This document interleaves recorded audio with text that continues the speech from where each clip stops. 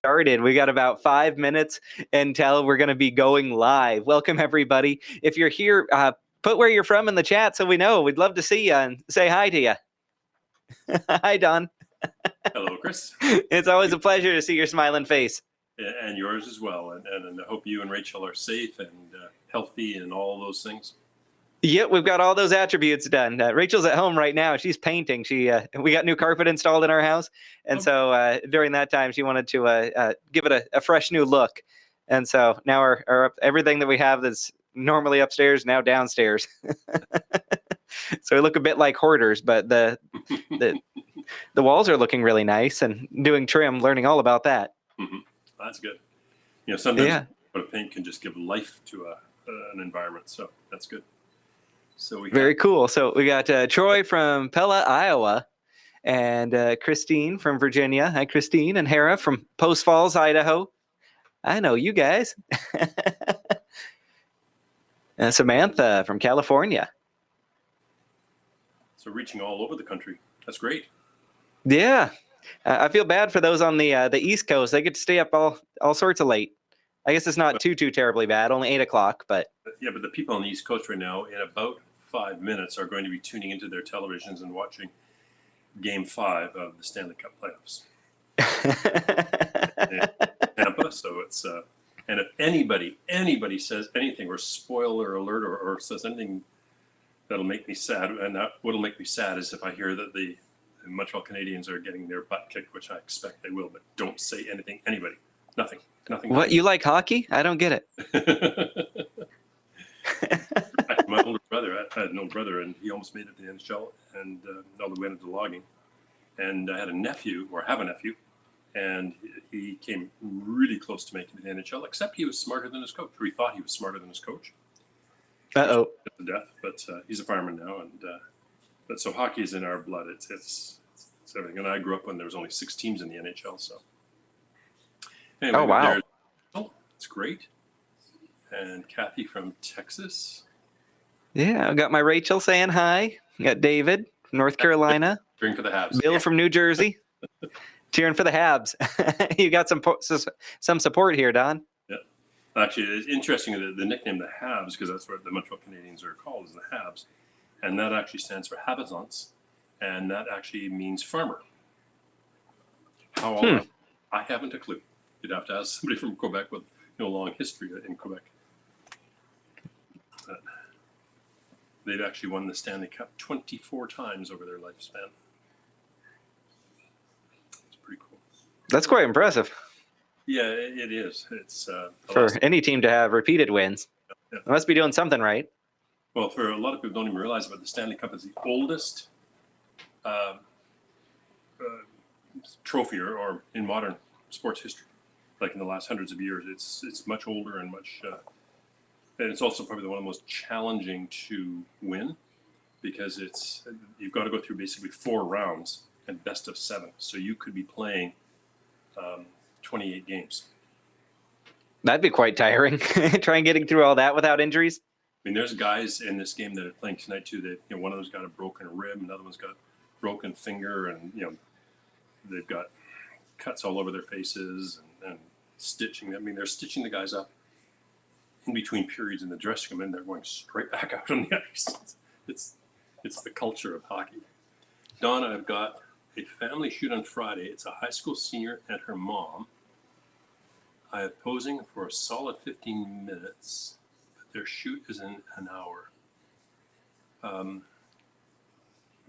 many people in the family, Samantha? Yeah, I'm going to elevate hers to a question so that we can hit up on it tonight. Okay. But it looks like she's got the family shoot on Friday.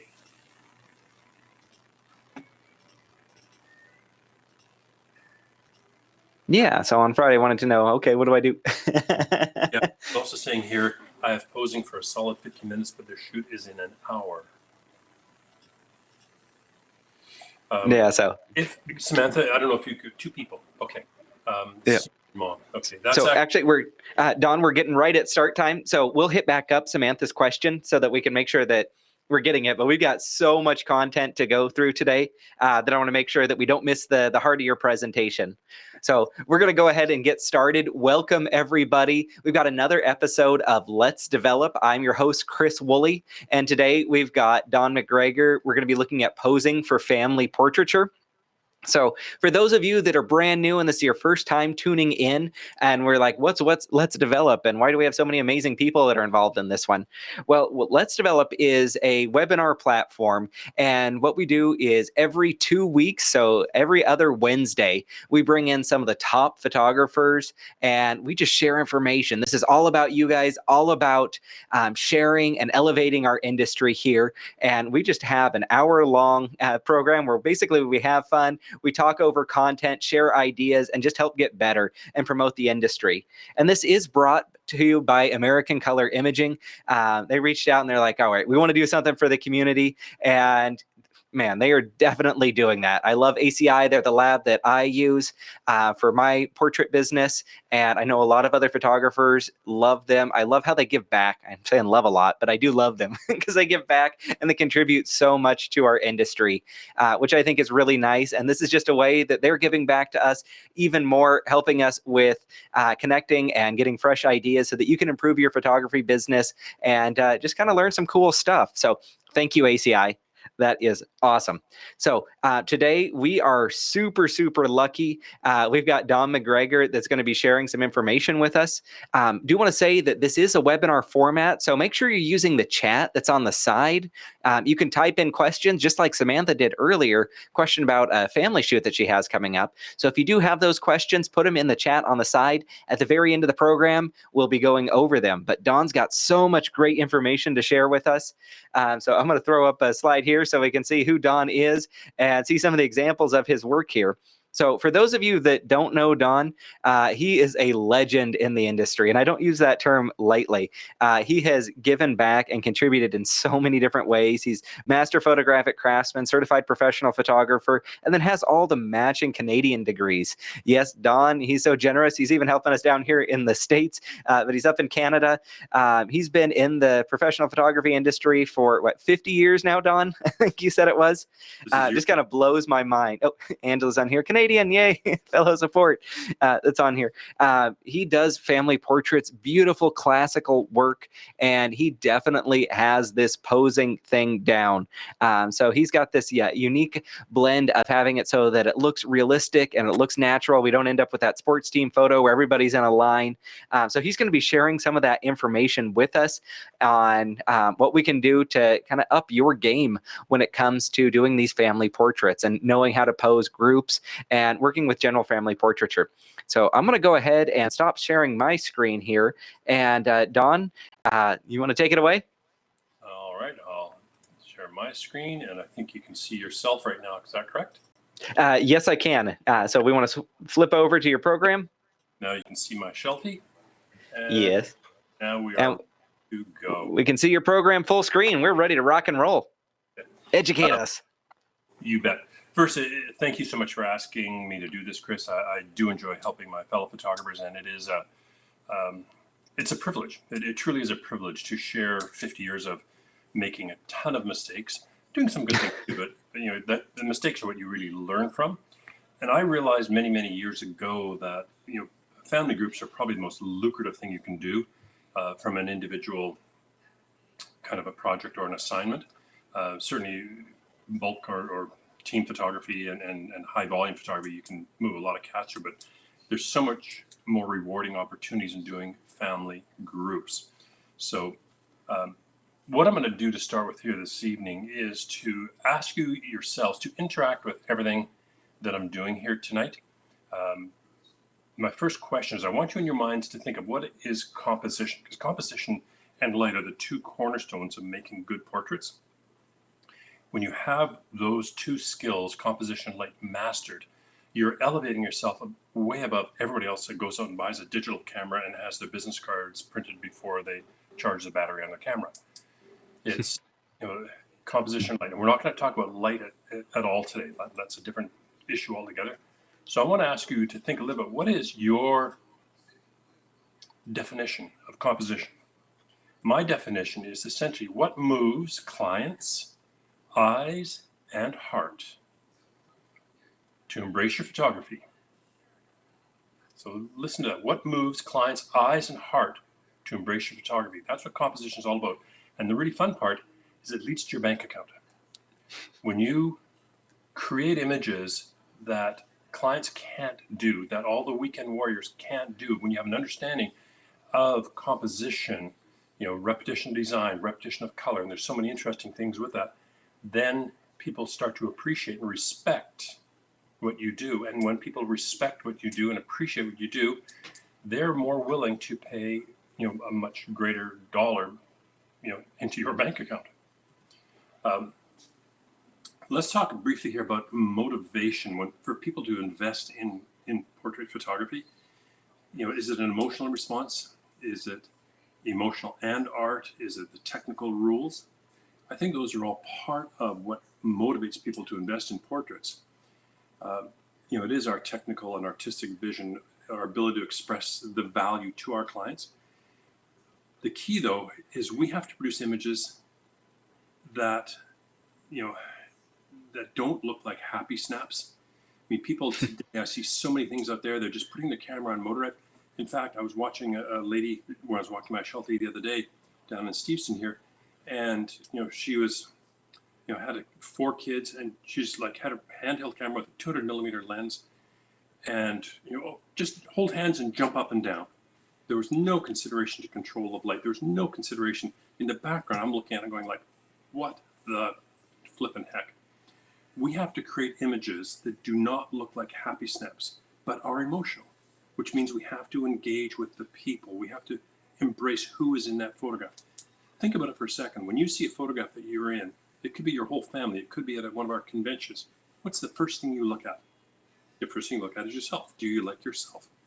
If you are insignificant in that photograph, if you're hiding behind somebody, or you look at the half of your face poking up behind somebody's shoulder, you're not happy about that. We have to produce photographs that share people's personality, their individual qualities, and that's what we're going to talk about tonight. The key points for family posing are essentially, you want to avoid sardine can posing. In other words, an 8x10 style of composition where everyone's kind of lumped together, which is a very, very traditional way of doing it, particularly in the studio. I mean, most studios are not very big. They might be a 15-foot wide studio or something smaller, sometimes a little larger. But there's just no room to spread the group out to give people individual personalities. But when you can get into the environment, that's when you can clearly avoid this business of sardine can posing and just lumping everybody together. The next thing is I want to really encourage you to give everybody space. There was a fellow that used to work for me, keyword being used to work for me, and he'd go into a group and there'd be a bobblehead doll sticking their head out between 2 people. In other words, 2 people side by side, and the other person's in behind, and all you see is his head and neck and maybe a little bit of his shoulders. That's we're basically hiding that person, and that person's not going to be able to look at the photograph and say, I don't like it, and tell you why, but they're not going to like it because they're basically hidden. The only time you want to hide something is if there are weight issues. That's the only time you ever play that game. You want to use the environment to add a sense of depth, but in the same breath, you still want to have the family become the dominant part of the photograph. And that's where composition can really come into play. We'll see some examples of that very shortly. The other thing, of course, is coordinate clothing. We all pay attention to that these days. I don't think that's an issue at all. The other thing with most family groups, I tend to encourage people to light them relatively evenly. I know when we're doing individual people, we want to see 3-to-1 ratios. We want to see, drama to the lighting, with a single person or 2 people or even 3 people. But when you start to get into situations where you've got, 5 people, 10 people, 20 people, or the extended family of 30 people, you can't do that. It'll look really odd, and you'll have some people lit well, some people not lit well. You'll have, shadows that are very inconsistent and very unflattering cast from one person's face to another person's face. So you want to generally light them relatively evenly. Here is a couple of examples of what I call 8x10 style of composition or sardine can posing. I did both these photographs. They sold well in both cases. I sold wall portraits from both of them, but they're boring, to be real blunt. The one on the left is in the studio, just high key, the family, together. When our old studio, that was a very small place. I only had a 15-foot wide camera room. The one on the bottom right is a family we did. We're supposed to work outdoors. Mother Nature started to have a hissy fit and just pour. We had to move into the studio or the house for plan B. And we just physically had to get everybody in the photograph. It's good, it's salvable, but it's not exciting. It's not really demonstrating the skills of composition and depth. Let's talk a little bit about wall portrait composition. Generally speaking, the subjects are smaller. That's a general statement. It doesn't have to. That's a general statement. Generally, there's more background in the photograph, so there's a story that you want to convey with that background. A very critical thing, the head size in your portraits that you create outdoors must relate to a viewing distance. The key there, what I'm trying to say, is that if you do a pictorial style portrait with lots of space around it and the people are very, very small, you do not want to have the parents or the person that's purchasing it go up with a rag and dust it to be able to see who's in the photograph. You want to be able to sit at an average viewing distance and see who is in the photograph. And I can't stress that enough. And that's one of the biggest problems that a lot of people have when they got into doing environmental portraiture, is they were putting people into the background and they were becoming insignificant and they were hard to see. You couldn't see expressions. You've got to do the composition such that the people project, and we'll see examples of that very, very shortly. I gotta say, Don, sorry to interrupt on this one, but this point that you're making right now is a complete game changer if you're just getting into wall portrait sales or you want to start selling large wall art. I heard you do this little tidbit right here at Wall Portrait Conference one year. Completely changed how I operate my business. This is a gem right here, ladies and gentlemen. Holy cow! It's critical. The other thing that, as you move into embracing wall portraiture, the image size must relate to the furnishings. That is critical. My older brother just moved from his house in Tsawwassen to a sort of a retirement condominium thing, townhome. And I'm redoing a couple of his portraits because the size, that in his newer place, which is much smaller, it's not right. They look too big. They're overpowering. So you can go the wrong way with the image size, but you can also more commonly, people will undersize it. They'll think too small, and it looks like a postage stamp on the wall. It doesn't relate well to the furnishings that are in the home. Not every client knows where something's going to hang, but when you do have a client that's got a dedicated area, you really got to convey that message to them, show them examples that the image size must relate to the furnishings.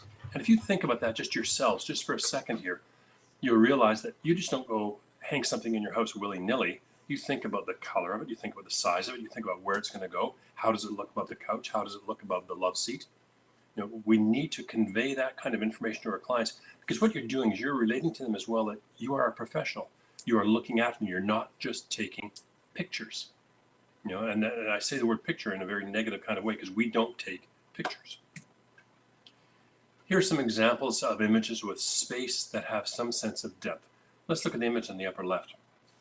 This is a park not too far from the studio along the north arm of the Fraser. Everybody's got their own individual space. We can see everybody there, and there's a nice design to it. There's an inverted triangle and a conventional triangle.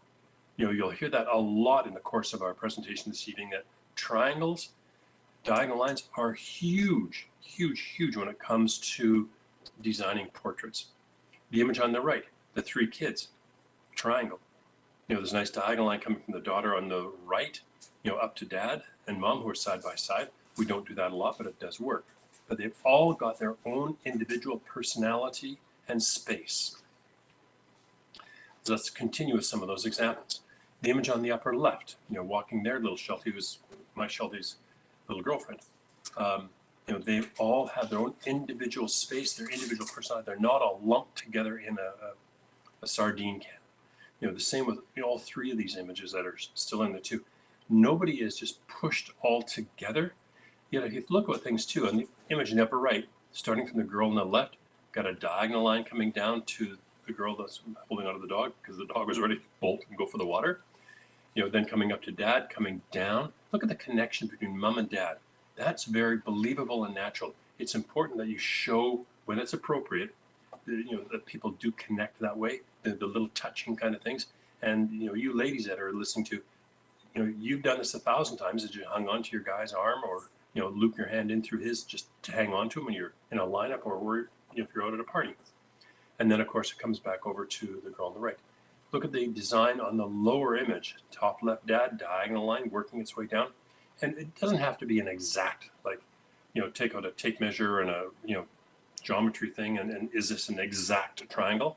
But you want to use that concept to create those images. The key being everybody has their own space and personality. Here's an image in the upper left that I did just a couple of weeks ago. Don, if you do use your mouse, we can see your mouse on this. Okay. Or we should be able to. No. Nope. Although, you know what? It's been sleep.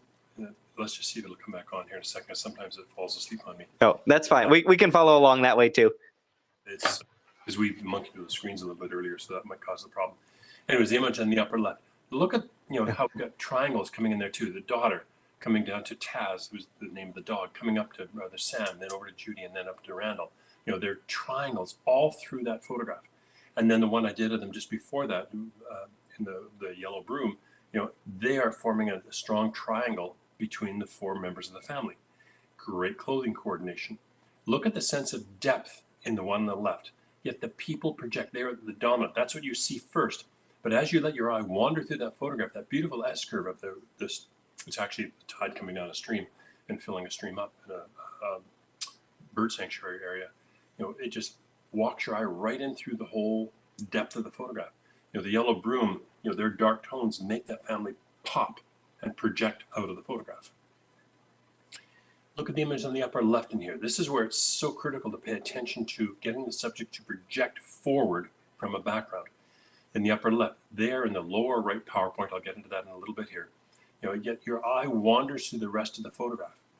In your mind, I want you to take your cropping guides out, and if you can see me right now, I'm pulling my hands up to my screen and my fingers and things, and crop that into just an 8x10, which I wish I could move my mouse here, but just, you know what I'm talking about, you're all pros.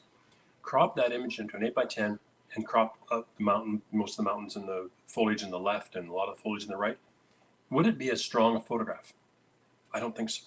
I think it's a dynamic image because you now see, the beauty of the world that we live in, the visual poetry of the world that we live in.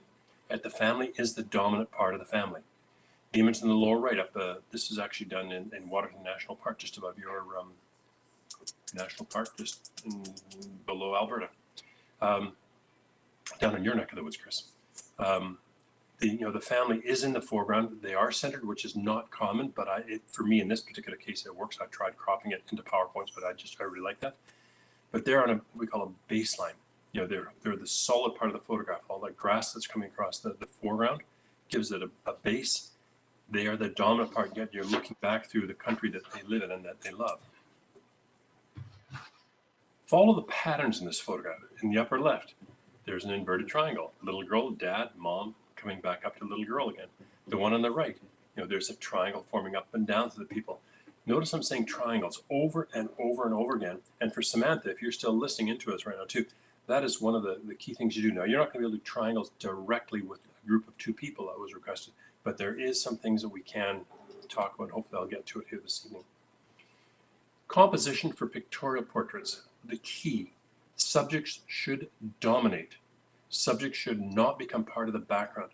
I want to encourage you to bring the subjects into the foreground and let the background fall away. Now, one thing that, and this is lighting really, we're talking about here too, is you really want to be able to control the value of illumination on a background so there is a sense of depth. Most really dynamic wall portraits or family portraits outdoors are not done in the middle of a sunny day. They're done in the mornings or the evenings. And those are the times you should target when you're creating those kinds of portraits.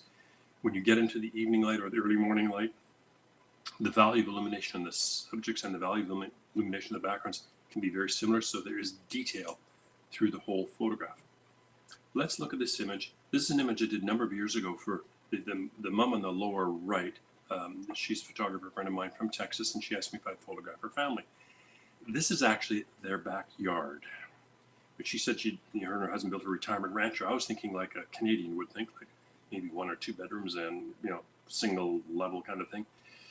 Anything but it's Texas, so it's big, and I mean the guest house is over 4,000 square feet. Wow. Anyway, beautiful family, and but they pop. They are in the foreground.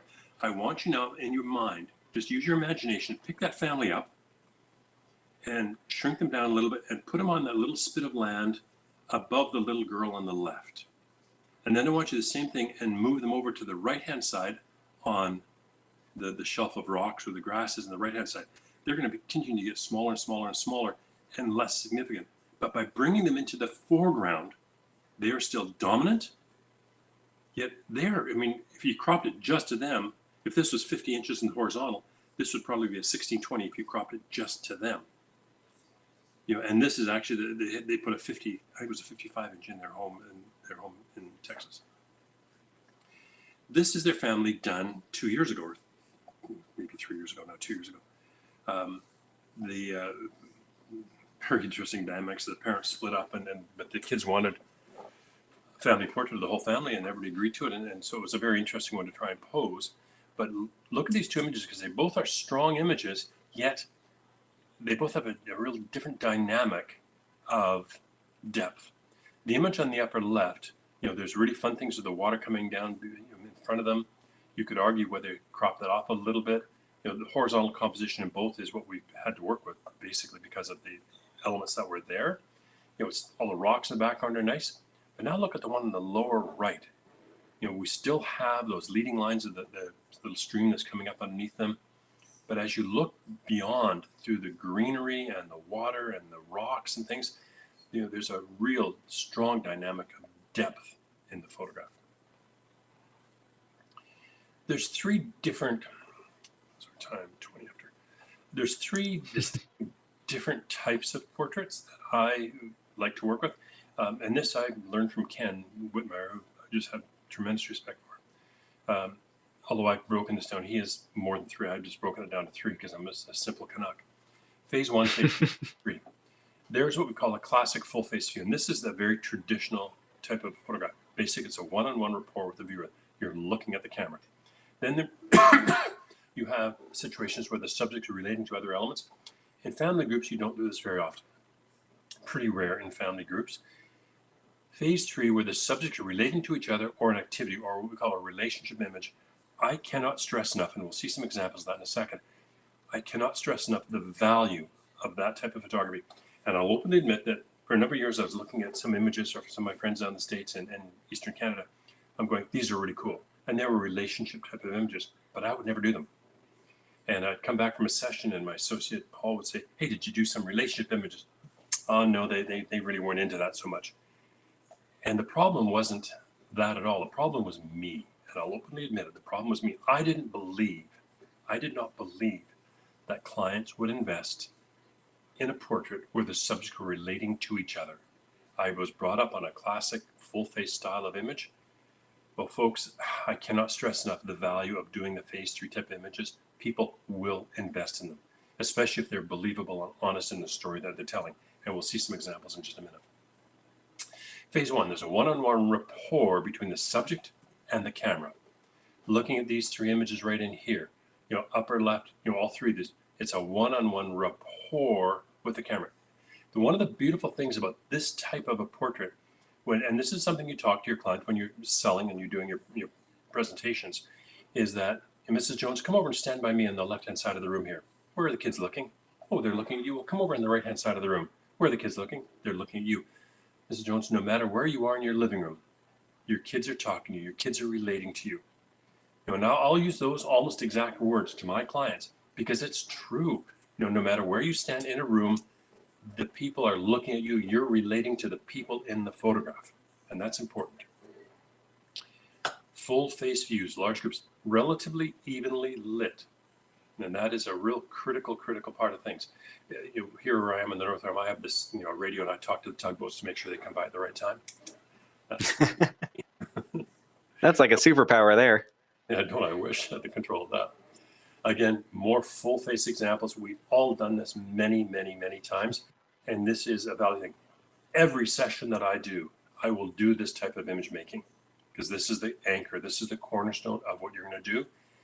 The playful ones, the relationship images, that's where you're taking it a level further.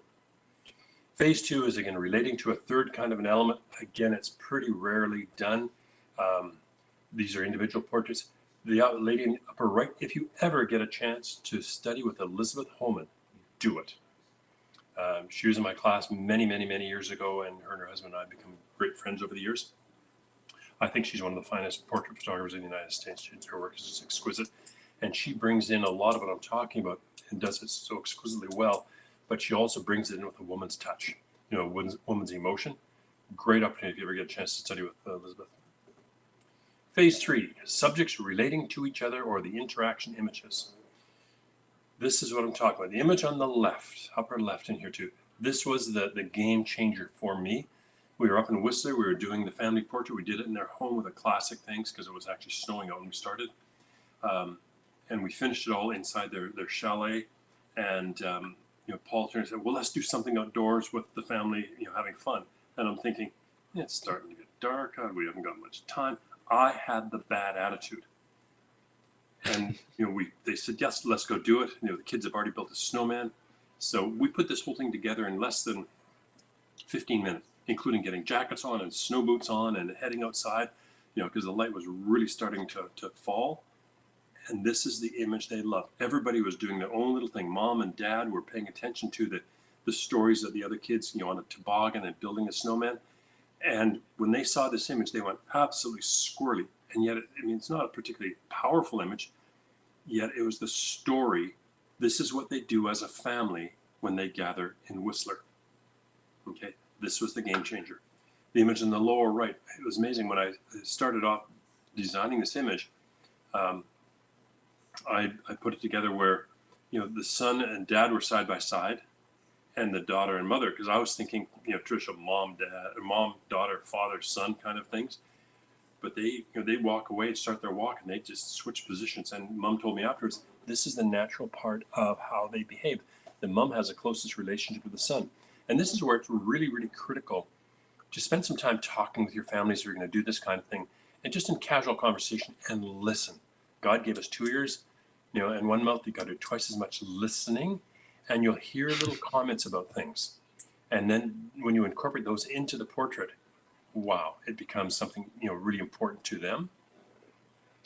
The image on the top up in here, when we talk to them, the dad jokingly said, we have dinner here most, 3 out of 4 Sundays a month. We have dinner with the family. Almost everybody comes all the time, and we barbecue, and it's a war. And I laughed, like, what do you mean it's a war? Well, the kids are playing games, and my oldest son gives me grief because I don't know how to barbecue, and I give him grief because he thinks he's got an attitude. And it was just, when I heard that, I'm going like, I've got to do this. And sadly, the only time we could do it was in the middle of a hard sunny day, but we made it work. I lit this with, there was a 2 1800-watt second white lightnings beside me at the camera, filling it in. But you can see all the little stories going on there, the kids toasting in the foreground, and the barbecue war, and the game that's out on the table. Image in the lower right, all 3 of them, brothers and sister and their pooch, it's got depth. They've got individual space, and there's a great story. This is what they love walking their dog. That's what they were talking about, is walking their dog, at Fraser Marine Park. And I happen to know that's where I walk my shelter, one of the places I walk my shelter. And so it was perfect to go down there and tell the story of what they do. The image in the upper left, this mother and father, they bought a house up in just north of Vancouver in Lions Bay, and the only furniture they had was that couch. That was it. The fireplace, they didn't have any wood or anything like that. I've got a fireplace like that, or wood stove in my home. I took a photograph of it and dropped the fire in their wood stove, and then to do their photograph, I actually, because there's no flame in there, I put a light in there, a little flash gun with an orange gel, and not a strong one, just a little bit of orange gel to give the glow of light coming out of the fireplace on them. But this is what they told me they do. And here's the interesting part, because of their Chinese heritage, twin boys. This is their first birthday. In China, if a kid makes it to 1 year old, it's a serious time to celebrate if they make it to 1 year old. So this is really important, whether they had furniture, no furniture, that they had to have a record of twins making it to their first year. The lower photograph on the left, that's my nephew and his new wife and their kids. Last summer I did that. This is something they love to do. They're a blended family. The two boys are from Robbie's first marriage. The little gal on the left who has special needs, she's from Tamara's first union, and the baby is theirs. I mean, we had to show how they all interact. You know, the two boys love their new little sister, etc. The image on the upper right, this is a good friend of mine, Eric, who's a great instructor at the community college for photography. They love going hiking and walking up in the mountains, you know, near where they live. You know, the family walking in the water. It's a story about them being a family. You know, the same with these images here in watching times 5:30. People walking and talking and interacting. You know, the family in the upper left, they flew me back to Quebec to photograph them. They have a property north of Montreal on Lake MacDonald, and they live most of the year here in Vancouver. When this is their life is there. They've had the property in the family for like 100 years, and it's just part of their lifestyle. You know, the family there, skiing up in Whistler, interacting with their shelfie. You know, relationship images are such a big part of doing images that sell well. Let's talk now about some of the dynamics of the families. I like to try and build family units within a larger unit. I'm a firm believer that you do not want to have a situation where, you know, the grandma's got the portrait in her home and her friends over and says, well, this is my daughter over here and her husband is, her husband's on the left-hand side over here, and they've got 3 kids. There's one over here, and the other one is here, and the other one's over here. That's just plain wrong in my personal attitude. Build a family unit within the larger family unit. And the way to do that is to think about this.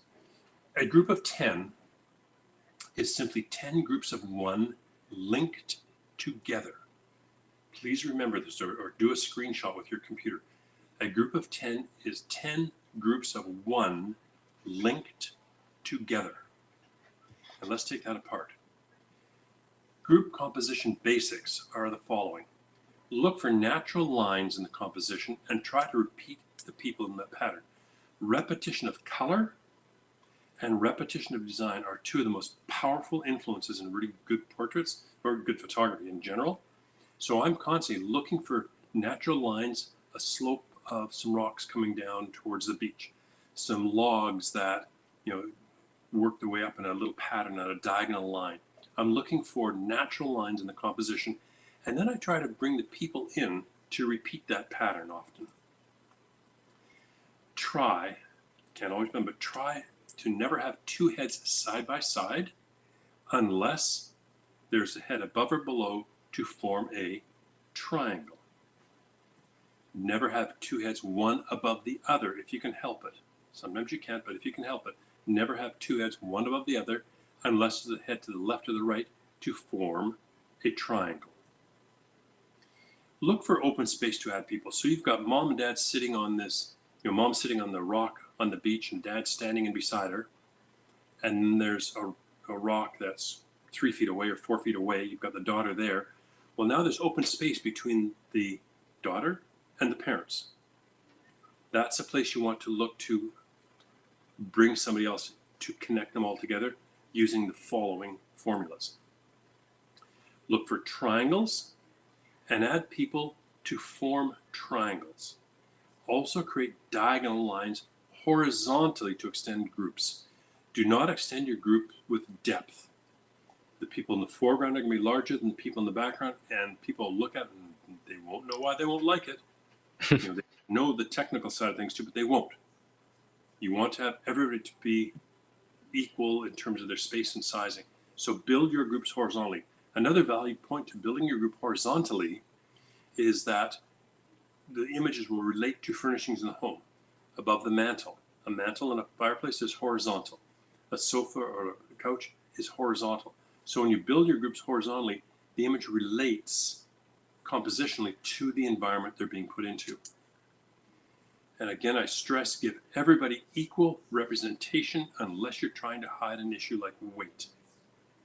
Make sure everybody's more or less equidistant apart. You don't have to take a tape measure of people, but you don't want to have, 2 people, 6 inches apart and then, another one 3 feet apart kind of thing. More or less equidistant apart, giving everybody equal representation unless you're trying to hide weight issues.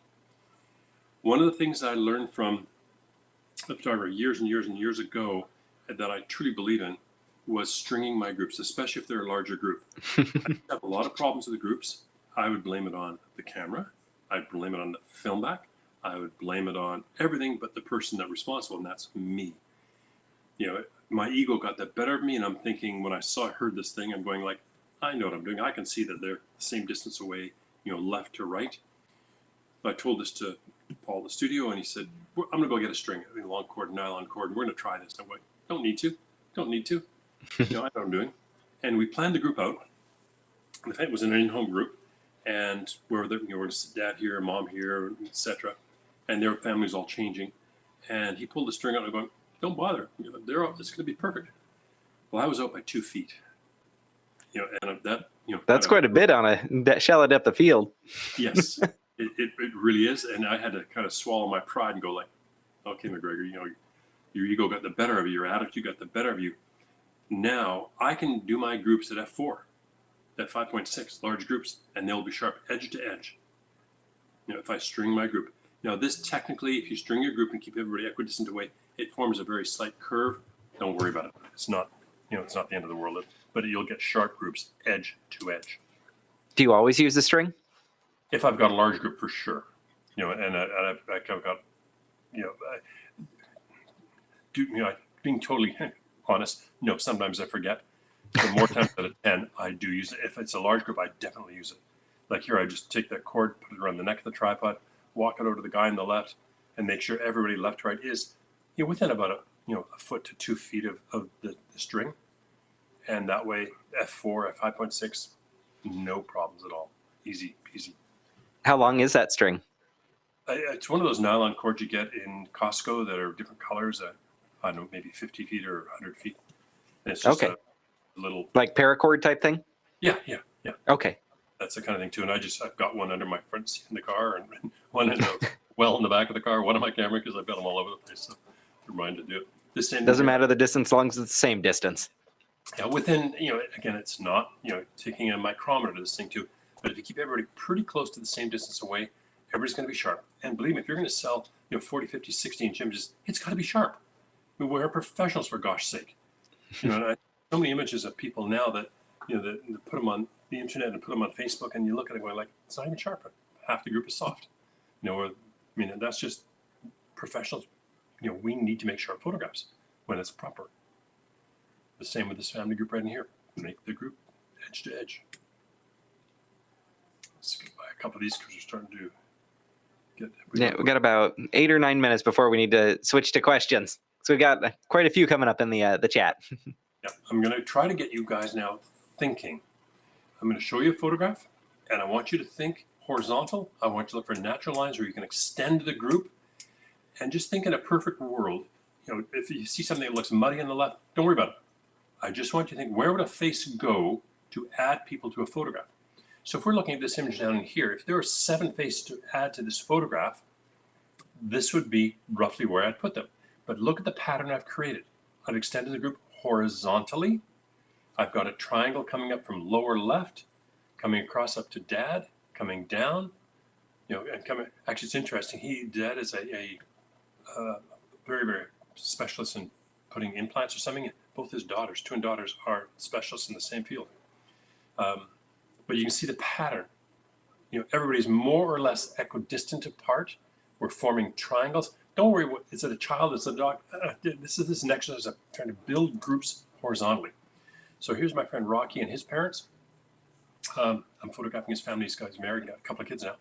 I want you to add 5 faces in this group. So in your mind, everybody, where would they go? Just, you know, take your finger and come up to the computer screen here and you go like, I could put one here, I could put one here.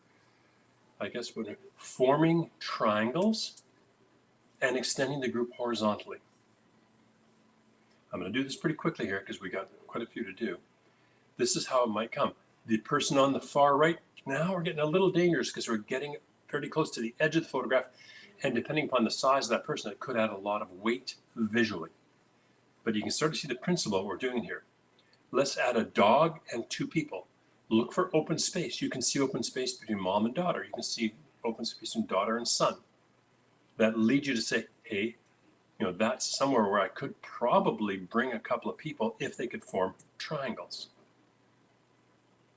person on the far right, starting to get dangerous. It might be better in between mom and daughter. The one on the far left, yes, it's muddy and wet there, but like I told you, it's just a perfect world I'm trying to create. Add 3 people here. Okay, where would they go? There's space between son and dad. Okay, how many people saw this? The 3 on the right, now we've got a triangle formed between dad and son. We've got an inverted triangle, and we've got a diagonal line coming up. I tend to try as much as I can not to put tall elements on the edge of photographs. For example, the green circle on the left, I would not bring that green circle up high up, to make it taller and coming down. When you got a real tall element on the edge of the photograph, it tends to add a lot of weight visually and kind of weights the photograph and tilts the photograph. Add 4 people into this group. Where would they go? You can see some open space in here. It could be a dog. Okay. Looking, here's how it would work. Again, it's a perfect world. That there's a way that they can sit on that log. But look how the triangle is coming up from the lower left. We're filling that gap in between daughter and dad. There's an inverted triangle between daughter, daughter, dad. Diagonal line. It's all using the same formulas. Looking at this image in here, 2 people, where would they go? Obviously, the 2 on the right, there's a big gap between them and the left. But now look, we've got a diagonal line coming up from the left to the top, coming down, and then a diagonal line coming up to mom and dad, and then ultimately back down to their pooches. Add 4 people into this image. Where would they go? Here's where they would go. I'm extending the group horizontally. Add 4 people into here. Where would they go? There's a gap between mom and daughter on the right. That's gives you a clue. Something has to happen in that area. Where could the rest of them go? You can see how we're forming diagonal lines, triangles, and inverted triangles. We're looking for open space and keeping everybody more or less equidistant apart, giving everybody equal representation in the group. Adding 3 people into this group. Obviously, mom and the son that's sitting on the table. There's a triangle on there too. Diagonal line coming down to the lower left and coming back up again. I didn't put it up real high on the left because that's going to add weight visually. Add a child and a dog in here. Well, it's pretty obvious. We've got to build that group to the left and down. The dog would be the lower part of things too, so it creates a diagonal line coming up. Add 2 more people. A diagonal line. That diagonal line on the left is repeating the diagonal line of the fencing. Repetition of design, repetition of color. Adding 4 faces into this group.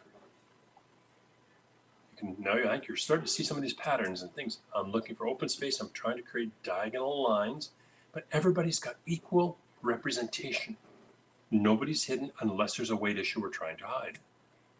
I highly encourage everybody to go and watch this on replay and pause it as he's going there with this slide up here that says how to add people. Examine it to see what he's doing and then see how close you are. Man, this is just total game changer, looking at the environment and seeing how to do this stuff. Spend some time with it. It's way, way worth that investment. I think we're just about, we're at 1:45 now, so we have to do our Q&A and your closing thing. So I'll just quickly flash through some of these images. We're just about at the end now.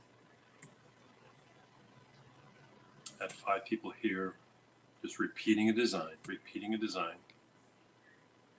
looking for open space. When you start to do this, and just build a group 1 person at a time, forming these things. A group of 10 is 10 groups of 1 linked together. I usually start with mom and dad as an anchor, and then I start building 1 person at a time, horizontally, to form triangles and diagonal lines.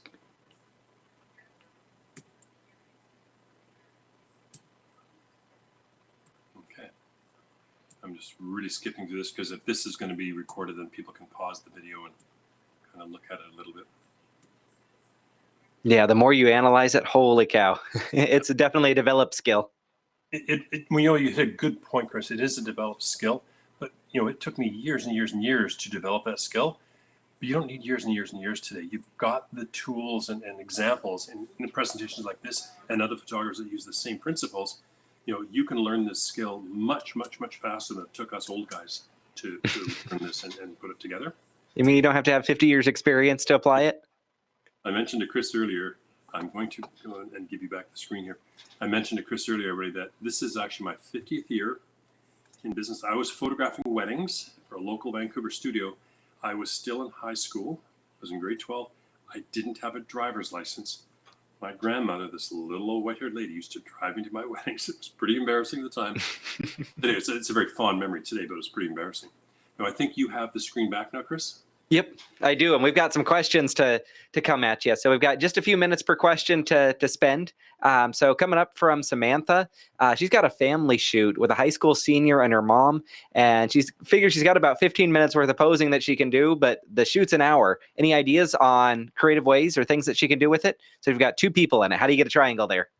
You're not going to get triangles in there, but you can create diagonal lines. What I would look for in a situation like that is natural elements that one person can sit and one person can stand, or they're going to be, if it's a graduation thing, they're going to be in formal wear, I would presume. Is that pretty safe to say, Chris? Not necessarily informal. So like senior portraits, oftentimes they'll be what's trendy clothing, t-shirt and jeans type thing.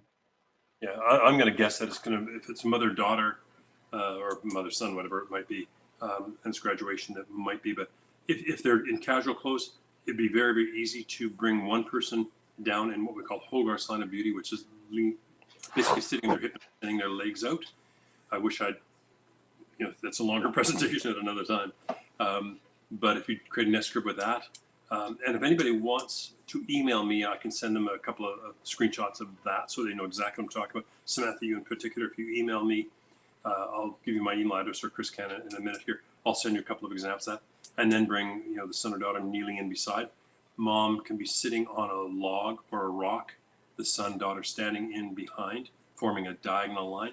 And if you can see patterns in the background, all the better if you can find some patterns in the background.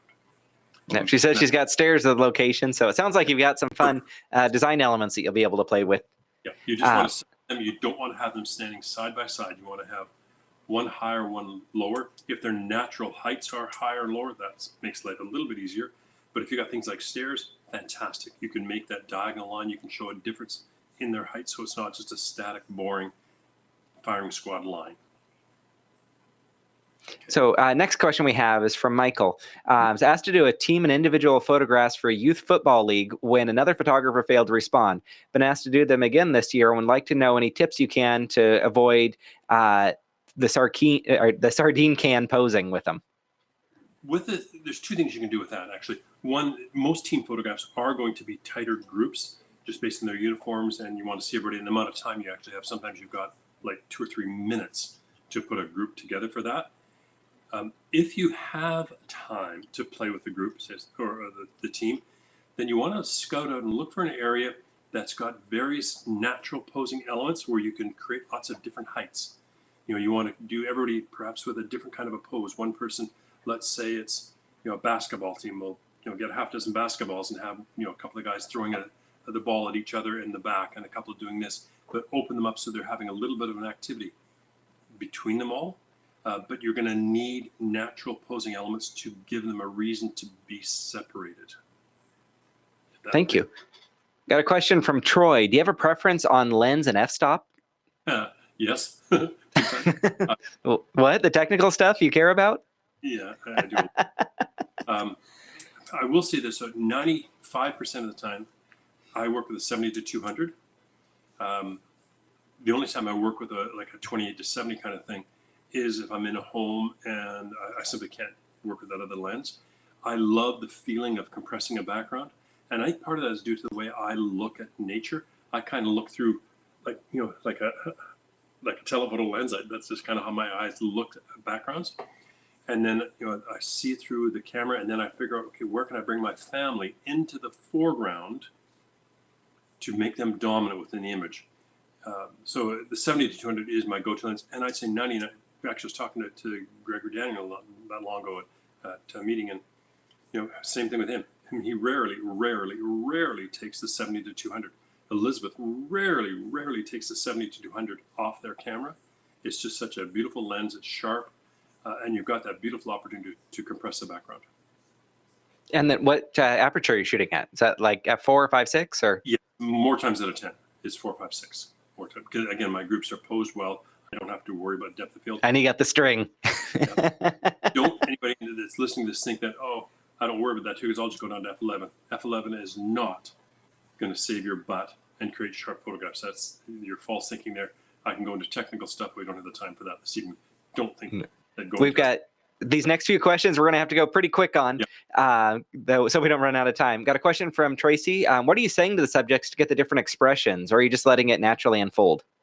It does unfold naturally, but I learned this lesson a long time ago. You got to fall in love with your client. You've got to communicate with your client. You've got to be a showman. You've got to be a caring person. You've got to be funny. You've got to be serious. You've got to communicate with your client. And you got to fall in love with them. I was told that many years ago. I was told that, Don, if you're going to photograph and create a beautiful portrait of them, you got to fall in love for an hour. But mind you, or got to fall in love, but mind you, young man, only for an hour. That's good advice. Old. But it took me years and years to understand what he was actually saying to me, and that's really the truth. And that's just through communication. You've got to, talk to the clients and care. And it's got to be sincere. Next question from Deborah. How much post-editing do you do? A lot.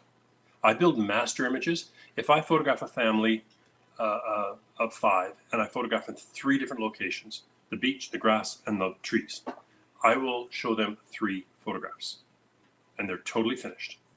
I do the, tuck in the hips, I do the facelift, I do the drop the sky, and I do whatever's necessary. It sounds like a lot of work, but when you get good at it, and speedy with Photoshop is not that much to do. But here's the key reason I do that, and I call it a master image, and I qualify with the client first. The client knows I'm going to do it. It's not a surprise to them saying, where they're going to look at me and say, well, aren't there any others? If somebody asks to see others, I show them. I load it up so, the projection system such that the next one has closed eyes, the next one has closed eyes or something. But think about it for a second. When people look at their proofs, particularly in the old proof days, oh, I don't like this one. I don't look good in this one. Billy doesn't look good in this one. Every time they make a comment like that, they're chinking away at the promise that you made to make a beautiful photograph. They're talking negative. But if you show them something that is absolutely amazing, that they can't say anything wrong, their trust and respect for you grows. It's much easier to turn around and say, Mr. Jones, this is my master image. This is my artist's conception of your family. If you wish to see others, I'll show them to you. Don't think you will. The words that I actually use, and I do go with that too, is I say, Mr. Jones, I truly respect and appreciate the trust that you've put in me to create your family portrait. I'm going to ask you to extend that trust a little further and allow me to create what I call a master image. She can't say no. I mean, she'd be rude. That line is gold. That will put money in your pocket. I've used it before. It works. It truly does. I mean, and there's the odd time that a client has said, especially it's the dad that wasn't at the consultation. Well, can I see the others kind of thing? And so they'll show them, here's the one where dad is, looking away at his kid or something like that too. And the mom's chirping up, let's just do what Don did. It's great. And then the whole conversation is positive, and you move right into saying, where were you planning on, hanging that portrait and displaying that portrait? Were you still focused on the family room, or did you change your mind? It's a whole different thing. So we're going to breeze through these next couple of ones. Michael, do you have an example of hiding the weight, or can you tell us how you'd hide the weight, like staggering people? That's going to take a little while to do. What I would suggest, Michael, is drop me an email, and I'll send a couple of examples of what I'm talking about for that. That's the easier way to do it, because we all face people that have weight issues, and we've got to hide them a little bit too. And if you've got a pen in hand, I'll give you my email address. It's Don, D-O-N, at MacGregorstudio.com. And MacGregor Studio is all one word spelt. I'll send a follow-up email that has it. Okay, MacGregorstudios. And I'm more than happy to do that. I love doing this kind of stuff. So next question. Next one from Tracy. How much distance between heads so the group doesn't look disconnected? It depends partly on the space that you have and the natural elements you have. But commonly, I'm going to see 1 to 2 feet between people. I will not do any more than that. If 3 people, it's getting really dangerous because there's that disconnect. but a foot to 2 feet is a reasonable sort of a standard to target for. Okay, cool. Question from Angela. Mostly do one person and a dog, usually trying to get them on the same level or looking for a connection between the two. Absolutely fail at couples and dog. Got any tips for doing both? When you've got dogs, you basically got to bring the big adult down to their size because there's such a distance, just like the disconnect we talked about, the distance between the subjects. So you've got to come down to the dog, just like a child. You've got to come down to the child's level or bring the child up to your level. So, on a knee, you can bring a dog up on a rock or a log. Sometimes that can be quite a useful thing. But it really is, unfortunately, dogs are generally fairly well behaved. Cats, almost impossible. But dogs are.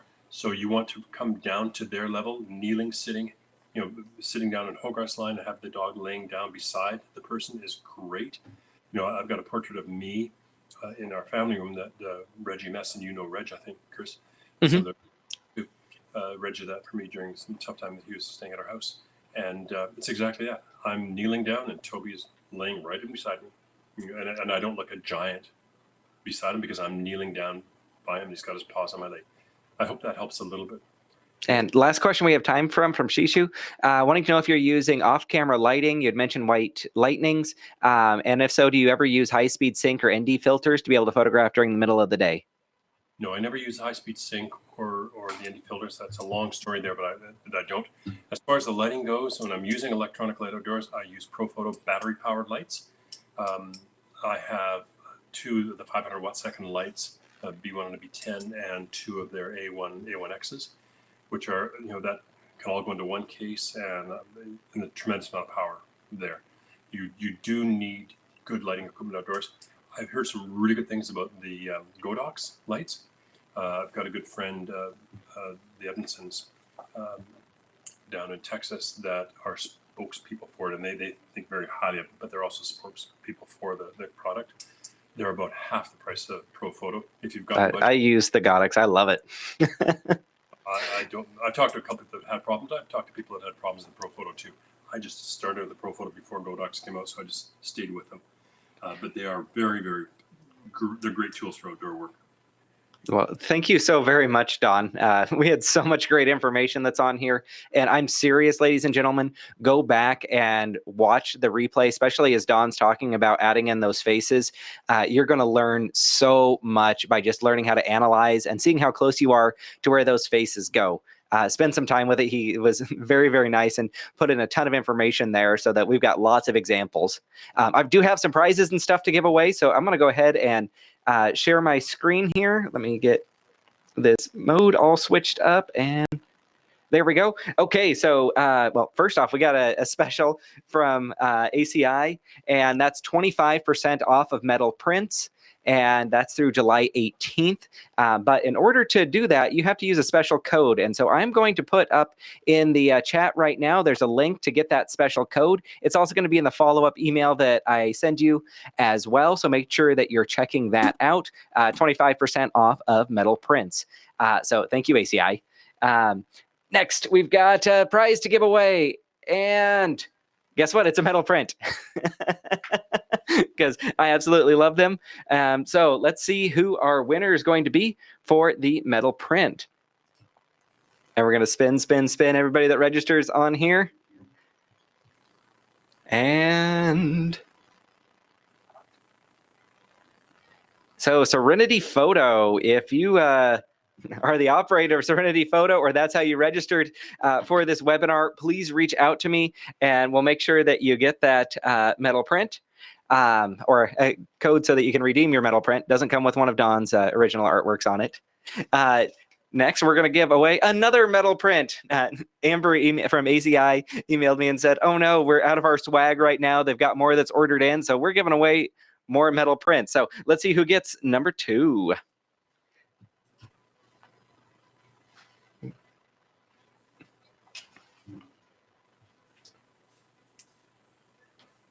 And where's that one landing? It's Catherine List. Congratulations. Please email me. Writing this down. And All right. And Amber said we could give away a third metal print. So we're going to go ahead and do that. So our winner for the third metal print, isn't this so much fun?